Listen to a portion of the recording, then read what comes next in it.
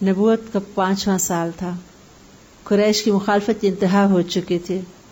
آخرکار آپ صلی اللہ علیہ وسلم نے مسلمانوں کے گروہ کو اجازت دی کہ وہ حبشہ کی طرف ہجرت کر جائیں. حبشہ میں اس وقت عیسائی بادشاہ نجاشی تھا، لیکن وہ ایک رحم دل اور اچھا انسان تھا، اور آپ صلی اللہ علیہ وسلم کو امید تھی کہ وہ مسلمانوں کے ساتھ اچھا سلوک کرے گا. تو ابتدا میں چند لوگوں نے ہجرت کی، اور ان میں آپ صلی اللہ علیہ وسلم کی بیٹی حضرت رقیہ رضی اللہ تعالی عنہا، جن کی اب شادی حضرت عثمان رضی اللہ تعالی عنہ سے ہو چکی تھی، یہ جوڑا بھی پہلی ہجرت حبشہ میں ساتھ گیا. 12 مرد اور 4 عورتیں تھیں. بظاہر لگتا ہے کہ پریشانی ہے، تکلیف ہے، اس سے بچنے کے لیے جا رہے ہیں. اس میں اللہ تعالیٰ کی بھی بہت بڑی حکمت تھی. اللہ تعالیٰ نے افریقہ کے ملک میں اسلام کی پہلی کرن کو ان مجبور لوگوں کے ذریعے داخل کیا. کیونکہ جب یہ لوگ نکل گئے، جدہ کے ساحل سے ان کو پانی کا جہاز تیار ملا، فوراً نکلے. قریش نے پیچھا کیا، لیکن وہ جہاز نکل چکا تھا. وہ ہاتھ ملتے رہ گئے، لیکن اللہ نے ایسا چاہا اور یہ لوگ حبشہ پہنچے، اور نجاشی نے ان کو بہت امن و امان سے پناہ دے دی.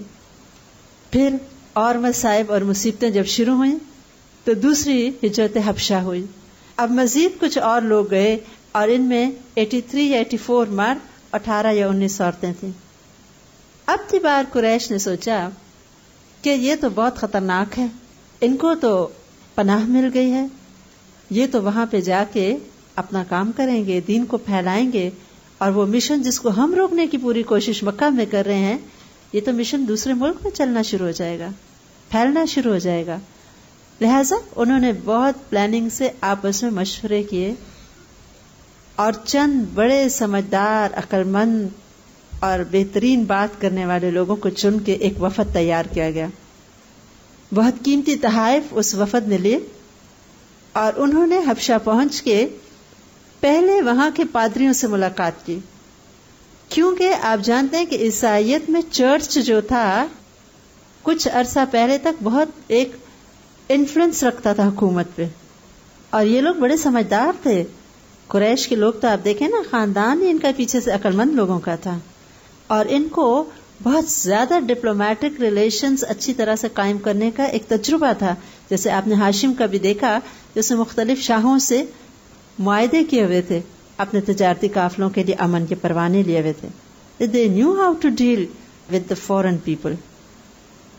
وہ آئے اور انہوں نے پادریوں سے بہت اچھی طرح ملاقات کی، اور ان کو بڑی عزت دی، ان کو انتہائی بیش قیمت تحائف دیے، اور پھر بتایا کہ یہ ہمارے وطن کے کچھ لوگ ہیں جو نادان ہیں، اپنا دین بھی چھوڑ چکے ہیں، آپ کے دین پہ بھی نہیں ہے، اور یہاں آ کے غلط دین پھیلائیں گے، ان کو نکال دیجیے.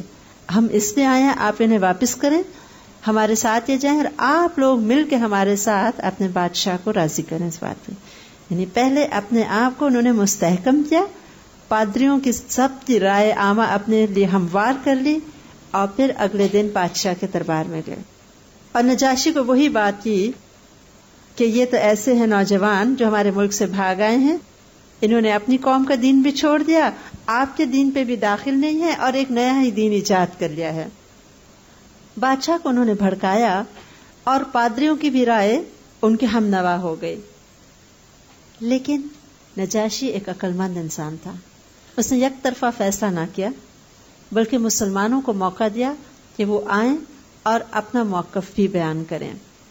حضرت جعفر رضی اللہ تعالی عنہ، جو کہ ابو طالب کے بیٹے تھے، بہت اچھی گفتگو کرنا جانتے تھے. انہوں نے کہا، بہت خوبصورت تقریر کی، کہا یا ایھا الملک، اے بادشاہ، ہم ایسی قوم تھے جو جہلیت میں مبتلا تھی، ہم بتوں کو پوجتے تھے، مردار کھاتے تھے، بدکاریاں کرتے تھے، رشتہ داریاں توڑتے تھے، ہمسایوں سے برا سلوک کرتے تھے، ہم میں سے ہر طاقتور کمزور کو کھا رہا تھا. ہم اسی حالت میں تھے، اللہ نے ہم ہی میں سے ایک رسول بھیجا، اس کی اعلیٰ نسبی، سچائی اور پاک دامنی ہمیں پہلے سے معلوم تھی. اس نے ہمیں اللہ کی طرف بلایا اور سمجھایا کہ صرف ایک اللہ کو مانو، اس کی عبادت کرو. اور پھر ایک طویل تقریر ہے جو بہت خوبصورت انداز سے حضرت جعفر رضی اللہ تعالیٰ عنہ نے آپ صلی اللہ علیہ وسلم کے مشن کو بیان فرمایا. یہ سب سن کے نجاشی نے کہا کہ وہ پیغمبر جو کچھ لائے ہیں اس میں سے تمہارے پاس کیا ہے، مجھے پڑھ کے سنا. اس پہ حضرت جعفر رضی اللہ تعالیٰ عنہ نے سورہ مریم کی کچھ آیات کی تلاوت فرمائی. یہ تلاوت سن کے نجاشی رو پڑا اور اتنا رویا کہ اس کی داڑھی آنسوؤں سے تر ہو گئی، اور اس نے کہا کہ یہ کلام اور وہ کلام جو حضرت عیسیٰ علیہ السلام لائے تھے دونوں لگتا ہے گویا ایک ہی شمعدان سے نکلے ہیں. اس کو ایک سملیرٹی پتہ چل گئی کہ بائبل کی یہ تو ایک ہی پیغام ہے اور ایک ہی ذات کی طرف سے آیا ہے. اس کے بعد انہوں نے قریش کے وفد کو کہا کہ تم لوگ یہاں سے چلے جاؤ اور میں ان لوگوں کو تمہارے حوالے نہیں کروں گا، اور نہ یہاں ان کے خلاف کوئی چال چلی جا سکتی ہے. وہ لوگ خاموش ہو گئے اس وقت، لیکن مایوس نہیں ہوئے. پھر انہوں نے سوچا کہ ایک اور طریقہ ہے بادشاہ کو اور پادریوں کو ان کے خلاف کرنے کی. اور پھر اگلے دن بادشاہ کے دربار میں حاضر ہو کے کہا آپ ذرا پوچھے تو صحیح ان سے، یہ تو عیسیٰ علیہ السلام کے خلاف بولتے ہیں. اب کے مسلمان تھوڑے گھبرائے، کس طرح اب بادشاہ کو بتائی جائے حقیقت. آخر انہوں نے کہا جو سچ ہے، جو قرآن میں ہے، ہم وہی بات کریں. جب نجاشی نے پوچھا کہ تم لوگ عیسیٰ علیہ السلام کے بارے میں کیا کہتے ہو، تو انہوں نے کہا کہ وہ ہمارے نبی نے کہا کہ عیسیٰ علیہ السلام اللہ کے بندے ہیں، جو ان کو وحی ملی اس کے ذریعے کہتے ہیں عیسیٰ علیہ السلام اللہ کے بندے ہیں، اس کے رسول، اس کی روح اور اس کا کلمہ ہے جسے اللہ نے کمواری پاک دامن حضرت مریم کی طرف القا کیا. نجاشی نے یہ سن کے زمین سے ایک تنکا اٹھایا اور کہا خدا کی قسم جو کچھ تم نے کہا ہے حضرت عیسیٰ علیہ السلام کے بارے میں وہ اس تنکے سے بھی بڑھ کے نہیں، یعنی جو کچھ کہا بالکل صحیح کہا، یعنی اس تنکے برابر بھی غلط بات تم نے نہیں کی عیسیٰ علیہ السلام کے بارے میں. اور پھر اس وفد کو ڈانٹ کے واپس بھیجا اور کہا کہ میں ان لوگوں کو پوری طرح امان دوں گا، اگر ان کو کوئی گالی بھی دے گا تو میں اس کا تاوان کروں گا، اگر ان کے خلاف کوئی مجھے پہاڑ برابر بھی سونا دینا چاہے تو مجھے قبول نہیں. اپنے تحائف اٹھا اور واپس جا.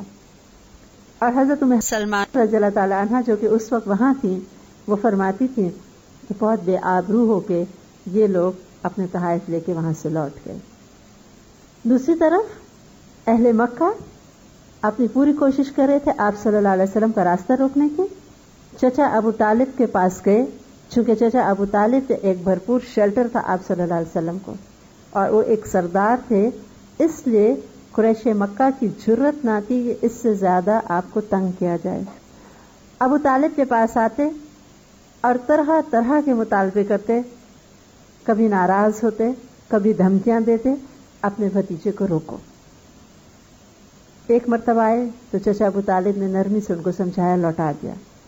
لیکن آپ صلی اللہ علیہ وسلم جب اپنے مشن میں پوری طرح سے انوالو رہے تو پھر وہ دوبارہ آئے اور کہنے لگے کہ ابو طالب بہتر ہوگا کہ تم ہمارے راستے سے ہٹ جاؤ، اب ہم دونوں میں سے ایک فریق کا صفایا ہو کے رہے گا، یعنی یا ہم ختم ہوں گے یا تمہارا بھتیجا ختم ہوگا. اچھا ابو طالب کو پتا تھا کہ دھمکی نہیں ہے، یہ وہ لوگ تھے جو کہتے تھے کر گزرتے تھے. ان کے صبر کا پیمانہ لبریز ہو رہا تھا، ان کی ساری کوششیں ناکام ہو رہی تھیں. نضر بن حارث نے ایک طریقہ سوچا اور اس نے کہا کہ کسی طرح قرآن سننے سے لوگوں کو روک دیا جائے. لہذا وہ لوگوں کی اٹینشن ڈائیورٹ کرنے کے لیے عراق گیا اور ایران، اور وہاں سے رستم اور اسفندیار کے قصے لے آیا. ابن عباس رضی اللہ تعالیٰ عنہ کی روایت ہے کہ کچھ لونڈیاں بھی لے آیا گانے بجانے والیاں، تو لوگوں کو قصہ گوئی میں لگا دیتا، اور اگر کوئی تھوڑا سا اسلام کی طرف مائل ہونے لگتا تو فوراً لونڈیوں کو ان کے پیچھے لگا دیتا. وہ لونڈی گاتی بجاتی اور اس طرح اس کو اپنی طرف مائل کر کے اسلام سے روکنے کی پوری کوشش کرتی. یہ ایک پورا دیکھیں کہ پلاننگ ہے، اسٹریٹجی ہے، اور بہت ایک ہر قسم کا پریشر جو وہ یوز کر سکتے تھے آپ کے راستے میں رکاوٹ بننے کی انہوں نے کیا. حضرت بکر صدیق رضی اللہ تعالیٰ عنہ نے اپنے گھر میں ایک مسجد بنائی تھی، وہاں پہ وہ قرآن بڑی خوبصورتی سے پڑھتے تھے، اور مشرکین مکہ کی عورتیں اور بچے جب گزرتے اور وہ قرآن کی آواز سنتے تو وہ کھڑے ہو جاتے. قریش مکہ نے دھمکی دی ابو بکر صدیق رضی اللہ تعالیٰ عنہ کو اور کہلا بھیجا کہ یا تو یہ چھوڑ دیں قرآن پڑھنا یا یہاں سے ہم ان کو نکال دیں گے. آپ صلی اللہ علیہ وسلم کو قتل کی دھمکیاں مل رہی تھیں، آپ پہ باقاعدہ اٹیک ہوئے تھے، ایک مرتبہ آپ حالت نماز سے آپ کی گردن میں آ کے اس طرح چادر ڈالی ایک شخص نے، اس طرح مروڑا کہ نعوذ باللہ یوں لگتا تھا آپ کی آنکھیں باہر نکل آئیں گی. چچا ابو طالب پریشان ہو گئے، ان کو آپ صلی اللہ علیہ وسلم کی جان کی فکر پڑ گئی. انہیں یہ فکر تھی کہ کسی دن یہ لوگ کچھ کر گزریں گے، اور وہ کر گزرتے. صرف چچا ابو طالب کی ایک پریزنس ان کے لیے رکاوٹ، ان کے بھتیجے بھی تھے، ایک طرح سے بیٹے بھی تھے، اسی لیے وہ نہ کر سک رہے تھے جو وہ چاہتے تھے، یعنی آپ کی جان لینا. لیکن ایک دن آ گئے اور چچا ابو طالب کو کہنے لگے کہ ایسے کرو، ہمارے خاندان کا سب سے امیر، خوبصورت اور جو سب سے صحت مند نوجوان ہے ولید بن مغیرہ کا بیٹا، اس کو تم لے لو، بیٹا بنا لو محمد صلی اللہ علیہ وسلم کی جگہ، اور اس کے بدلے محمد صلی اللہ علیہ وسلم کو ہمارے حوالے کر دو، ہم جو چاہیں اس کے ساتھ کریں، یعنی ہم تمہیں پہلے سے تاوان کے طور پہ اپنا سب سے خوبصورت بیٹا دیتے ہیں. انہوں نے کہا کہ یہ اچھا فیصلہ تم نے کیا کہ تمہارے بیٹے کو تو میں رکھوں اور کھلاؤں پلاؤں، اور میرے بیٹے کو تم لوگ جان سے مار دو. لہذا یہ نیگوسیشنز ناکام ہوئی. لیکن آپ صلی اللہ علیہ وسلم ایک مرتبہ جب آئے تو چچا ابو طالب نے کہا کہ بیٹے اب میرے حال پہ رحم کرو، یعنی بہت زیادہ ہو چکا. وہ جس طرح دھمکیاں دیتے تھے، چچا ابو طالب کا دل ہر وقت ڈرتا تھا کہ کچھ کر گزریں گے. آپ صلی اللہ علیہ وسلم رو پڑے کہ وہ چچا جس نے کہا تھا کہ جو مرضی کرو میں تمہارے ساتھ ہوں، آج وہ بھی شاید ساتھ چھوڑ رہا ہے. تو فرمایا تھا کہ چچا جان، اگر یہ میرے دائیں ہاتھ پہ سورج اور بائیں پہ چاند رکھ دیں تو تب بھی میں اپنے اس کام سے باز نہ آؤں گا، اور اس کام کو اس حد تک پہنچائے بغیر نہیں چھوڑوں گا. ہو سکتا ہے یا تو اللہ اسے غالب کر دے یا میں اس راستے میں فنا ہو جاؤں. انہوں نے ہر طرح سے آپ صلی اللہ علیہ وسلم کو لالچیں دی. دولت چاہیے، ساری دولت اکٹھی کر دیتے ہیں. آپ کو بادشاہت چاہیے، ہم آپ کو سردار بنا لیتے ہیں. آپ کو شادی کرنی ہے، مکہ کی سب سے حسین و جمیل لڑکی سے آپ کی شادی کرنے کو تیار ہے. آپ کو کوئی تکلیف ہے تو طبیب سے آپ کا علاج کروا دیتے ہیں. ہمارے بتوں کو بس برا بھلا کہنا چھوڑ دیں، یعنی یہ جو کلمہ لا الہ الا اللہ ہے یہ نہ کہو. آپ صلی اللہ علیہ وسلم کو کچھ نہیں چاہیے تھا، نہ دولت، نہ دنیا، نہ سرداری، کچھ بھی نہیں. آپ کی طبیعت حق کو پہچان رہی تھی. آپ پیغمبر تھے، براہ راست اللہ تعالیٰ کی طرف سے فرشتہ آپ کے لیے وحی لا رہا تھا. اور پیغمبروں کا جو یقین محکم ہوتا ہے، ایسا پختہ یقین ہوتا ہے کہ ان کی بات کے اثر سے لوگ ایمان لا رہے ہوتے ہیں. ان کو کون ان کے راستے سے ہٹا سکتا ہے؟ آپ کو کوئی پرواہ نہیں تھی جان کی کہ اللہ یا تو اس کو غالب کر دے گا یا مجھے اٹھا لے گا، یعنی جب تک زندہ ہوں اس مشن سے نہیں ہٹوں گا. چچا ابو طالب نے کہا کہ ٹھیک ہے، میں تمہارے ساتھ ہوں، جو تمہارا جی چاہتا ہے کرو، میں تمہارے ساتھ. اور پوری طرح انہوں نے جو کہا اس کو آخری سانس تک نبھایا. ایک طرف حضرت خدیجہ رضی اللہ تعالی عنہا کی سپورٹ تھی کیونکہ ان کے معاشرے میں ایک بہت عزت کی ایک مقام تھا، اور دوسری طرف چچا ابو طالب. ان دونوں کے اثر اور رسوخ کی وجہ سے آپ صلی اللہ علیہ وسلم کو بہت حد تک پروٹیکشن تھی. بنی قریش بہت ہی شروع میں اپنا جو ان کا ایک فیصلہ تھا شاید اس پہ عمل کر لیتے، لیکن اللہ کی حفاظت تھی اور یہ وسیلے تھے دنیا میں جو آپ صلی اللہ علیہ وسلم کے لیے بنتے چلے گئے. نبوت کے 5-6 سال اب تک مسلمان چھپ چھپا کے گھاٹیوں میں مل بیٹھتے، کھلم کھلا نہ عبادت کر سکتے تھے، نہ مل کے تعلیم و تربیت ہو سکتی تھی. گھاٹیوں میں ملتے، قریش سر پہ پہنچ جاتے. 1-2 مرتبہ تو میں ہوئی، 1-2 مرتبہ ہاتھ پائی کی نوبت آئی. اب ضرورت محسوس ہوئی کہ کوئی ایسا ٹھکانہ ہو جو ایک پلیٹ فارم یا مرکز کی حیثیت رکھتا ہو جہاں مسلمان اکٹھے ہو سکیں. ایسے میں دار ارقم کے نصیب میں یہ سعادت آئی، اور ارقم بن الارقم کا جو مکان تھا جو دار ارقم کہلاتا ہے، صفا کے پاس اس پہاڑی کے اوپر یہ ذرا الگ کر کے مکان تھا. یہاں پہ اب آپ صلی اللہ علیہ وسلم نے مسلمانوں کو اکٹھا کر کے تعلیم و تربیت دینی شروع کی. یہ ایک سینٹر بن گیا تھا مسلمانوں کے لیے. مکہ والے تو نہیں مان رہے تھے، لیکن یہ باتیں ارد گرد پھیل رہی تھیں. ابو ذر غفاری رضی اللہ تعالیٰ عنہ کے بارے میں آتا ہے کہ ان کو ہمیشہ سے حق کی تلاش رہتی تھی. ان تک بات پہنچی، انہوں نے اپنے بھائی کو کہا کہ ذرا تم جاؤ پتہ کر کے آؤ مکہ میں کہ جو خبر سن رہے ہیں ایک پیغمبر کی اس کے بارے میں کیا خبر ہے. بھائی خبر لے کے آیا، لیکن جو ابو ذر غفاری چاہتے تھے وہ پوری خبر نہیں تھی. خود گئے اور وہ فرماتے تھے کہ میں کئی دن چپ چاپ خانہ کعبہ میں پڑا رہا، کچھ کھانا پینا پاس نہیں تھا، صرف آب زمزم پیتا تھا اور اسی پہ گزر اوقات ہوتی تھی۔ 2 مہینے صرف آب زمزم پہ وہ زندہ رہے، لیکن کسی سے پوچھنے کی ہمت بھی نہیں تھی۔ حضرت علی رضی اللہ تعالیٰ عنہ نے 1-2 دن دیکھا کہ ایک پردیسی اور چپ چاپ بیٹھا رہتا ہے ہر وقت۔ آخر انہوں نے پوچھا کیا معاملہ ہے تمہارا؟ تو میرے ساتھ چلے آؤ۔ ذرا دور جا کے پوچھا تو انہوں نے کہا میں نے سنا ہے کہ ایک پیغمبر یہاں پہ اس کو ظہور ہوا ہے۔ حضرت علی نے فرمایا رضی اللہ تعالیٰ عنہ نے کہ میں بھی ادھر ہی جا رہا ہوں، تم خاموشی سے میرے پیچھے چلے آؤ، آج جہاں کہیں دیکھو کہ کچھ مجھے خطرہ ہے میں ایسے جھک جاؤں گا دیوار کی طرف ہو کے گویا جوتے کا تسمہ ٹھیک کر رہا ہوں، اس وقت تم چپ چاپ مجھ سے آگے نکل جانا، نہیں کسی کو فیل نہ ہو کہ تم میرے پیچھے پیچھے آ رہے۔ اس سے آپ اندازہ کیجئے کہ کیا ٹینشن اور کتنا خطرہ تھا مسلمانوں، اور دعوت و تبلیغ کتنی مشکل تھی۔ خیر وہ کہتے ہیں کہ کوئی ایسا ہمیں خطرہ نہ ملا راستے میں اور ہم دونوں آپ صلی اللہ علیہ وسلم تک پہنچ گئے، اور پھر ابو ذر غفاری رضی اللہ تعالیٰ عنہ نے اسلام قبول کر لیا۔ آپ صلی اللہ علیہ وسلم نے فرمایا تھا کہ ابھی تم چپ چاپ چلے جاؤ، اور پھر جب تم محسوس کرو کہ اب وقت آ گیا اسلام کو ظہور ہو گیا تو پھر آنا۔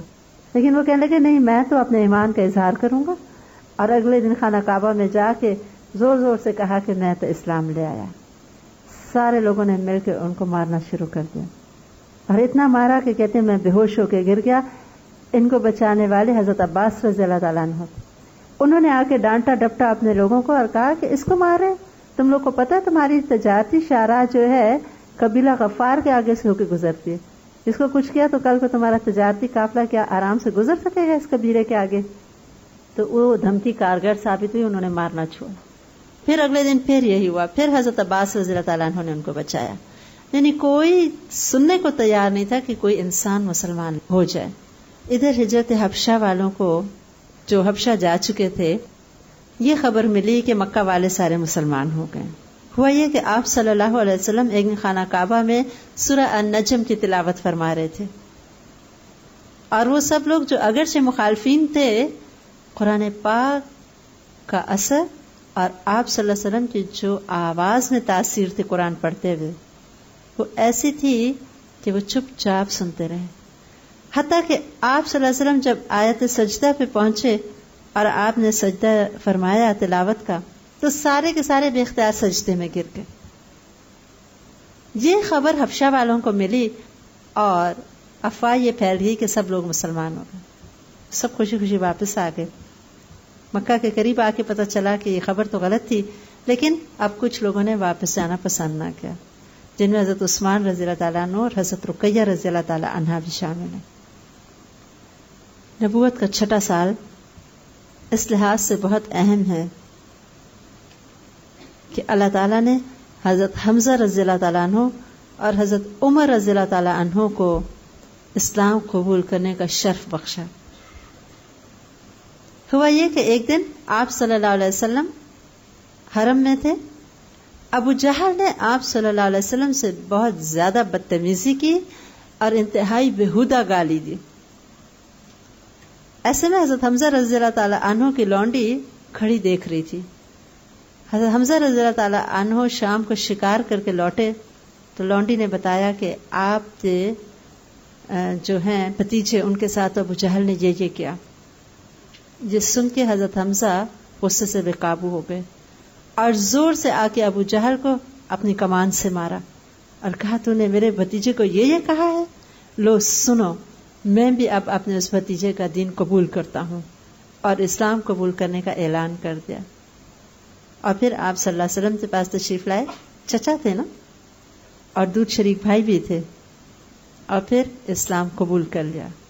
یہ مسلمانوں کے لیے بے حد خوشی کا دن تھا، اور آپ صلی اللہ علیہ وسلم کی خوشی کے کیا کہنے، کیونکہ ان کی تو ایک بہت دوہری محبت کا رشتہ تھا حضرت حمزہ رضی اللہ تعالیٰ عنہ کے ساتھ۔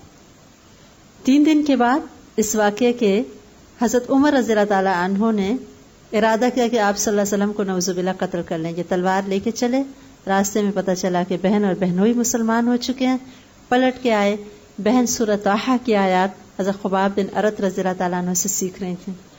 اس قرآن نے دل پہ اثر کیا، اس کلام کو دیکھا اور سیدھا دار ارقم پہنچے اور اسلام قبول کر لیا۔ اس وقت تمام صحابہ کرام نے اتنے زور سے نعرہ تکبیر خوشی سے بلند کیا کہ کہتے ہیں مکہ کی پہاڑیاں گونج اٹھی تھیں تکبیر سے. حضرت عمر رضی اللہ تعالیٰ عنہ کے جب خاندان کو پتہ چلا لوگوں کو، تو آتا ہے کہ انہوں نے اتنا مارا حضرت عمر کو مل کے کہ حضرت عمر اپنے آپ کو بچاتے بچاتے تھک گئے، اور انہوں نے کہا کہ اگر ہم اس وقت 300 ہوتے تو میں دیکھتا کہ تم مکہ والوں کے ساتھ ہم کیا کرتے. یعنی اس وقت 300 لوگ مسلمان نہیں تھے پورے مکہ میں، اور یہ نبوت کا چھٹا برس ہے. بہرحال اب حضرت حمزہ اور حضرت عمر رضی اللہ تعالی عنہ کی وجہ سے مسلمانوں کو ایک زبردست تقویت ملی، اور وہ فرماتے ہیں پہلی مرتبہ ہم علل اعلان 2 صفیں باندھ کے اکٹھے چلے حرم کعبہ کی طرف سے، مل کے اکٹھے کھلم کھلا نماز پڑھیں. اور وہ فرماتے ہیں ہمارے چلنے سے ہلکا ہلکا غبار اٹھ رہا تھا. اور اس دن آپ صلی اللہ علیہ وسلم نے حضرت عمر رضی اللہ تعالی عنہ کو فاروق کا لقب دیا تھا. فاروق فرق سے ہے نا، فرق کا مطلب حق و باطل میں فرق کرنے والے، اوپنلی حق جو تھا کھل کے آ رہا تھا.